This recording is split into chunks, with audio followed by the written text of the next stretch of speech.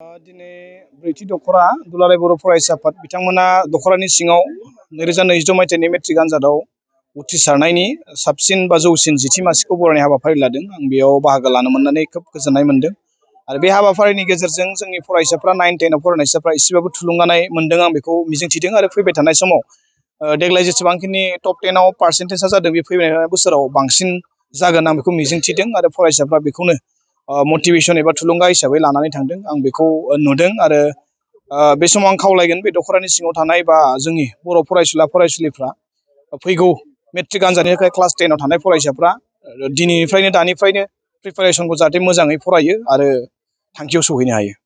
लोगोसे दिथागिरिफोरनिसिम मा खावलायगोन? दिथागिरिफोरखौबो बेखायनो खावलायगोन जों क्लास 10 आव मोनबा गोबां दिथागिरिफ्रा जोथोन लायो बेयो थिगानो दं, 9 आव मोनबा जोथोन लायो थिगानो दं, खिन्थु आं मोनसे खोथाखौ खावलायदेरगोन जोंनि दिथागिरिफ्रा 6, 7, 8 आव फरायनाय गथ'फोरखौबो जाहाथे जोथोन लायो मानोना मोनफ्रोमबो क्लासआनो जोंनि थाखाय इम्परटेन्ट। ओंखायनो एभ्रि क्लासखौनो जों गोसो होनानै जों फरायनांगौ बा जों गासैबो क्लासनि खोथाफोरखौ गासैबो क्लासनि फराफोरखौ जों मोजाङै बुजिनाया बिराद इम्परटेन्ट। बेखायनो दिथागिरि बिथांमोनखौ जोथोन लानो बेखौ आं खावलायगोन आरो जों दुलाराय बर' फरायसा आफादनिफ्राय जोंबो दिनैनिफ्राय मोनफ्रोमबो हाइ स्कुलफ्राव 9, 10 नि स्टुडेन्टजों लोगो हमनाय जे हाबाफारि बेखौ जोंबो दिनै एसे एसे हाबजेनदों आरो फैबाय थानाय समाव गासैबो हाइ स्कुलाव फ्राय जों हाबजोबनो बेखौ जोङो दिनैहाय जोङो गाम्बारि बिल गोजौ फरायसालियाव जोङो दिनै जे ब्रैथि दखरानि सिङाव थानाय जे मेट्रिक आनजादाव जे जोङो टप 10 जे जोङो दिनै बरायनाय हाबाफारि लानाय जादों। बेवहाय जोंहा 25 जन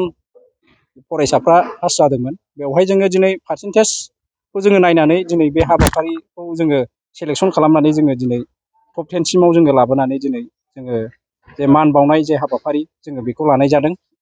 बेनो जे जोंनि ओनसोलाव जे जोङो बेवहाय क्लास 9 आरो क्लास 10 जोंनि ओनसोलनि जोंहा दिनै ब्रैथि दखरानि सिङावहाय खालि मोननैल' जे हाइ स्कुल दङ नायल' जाल'। दा जोङो फाथाखाथा आरो गाम्बारि बिल जे मोननै जे फरायसालिनि जे फरायसाफोरखौ लानानै जोङो बेवहाय जे थुलुंगाखांनाय दिनै जों बेखौ बुंनांगोन जे मान बावनायजों लोगोसे जे बिथांमोनहा जे बिथांमोन बायदि जे बरायजानो हानाय बा बिथांमोन बायदि जे लाइफआव साक्सेसफुल जाहैनायनि जे फरायनाय जे जोङो बेखौ जे बिथांमोननोबो जोङो फोरमायनानै होनाय जादों। मानोना दिनै लाइफआव जौगानांगौबा दिनै फरायनांगोन आरो टप 10 मासि मोननांगौबाबो दिनै जोंनि ओनसोलाव 25 निफ्राय दिनै 10 आव फैबाय। दिनै 25 निफ्राय 10 आवबा जोङो 15 जनानो गाबाय। दा जोङो बे मासिखौ मोननांगौबा जोङो माबायदि फरायनांगौ जोङो बेवहाय दिनै फरायसाफोरजोंबो दिनै सावरायनाय जादों।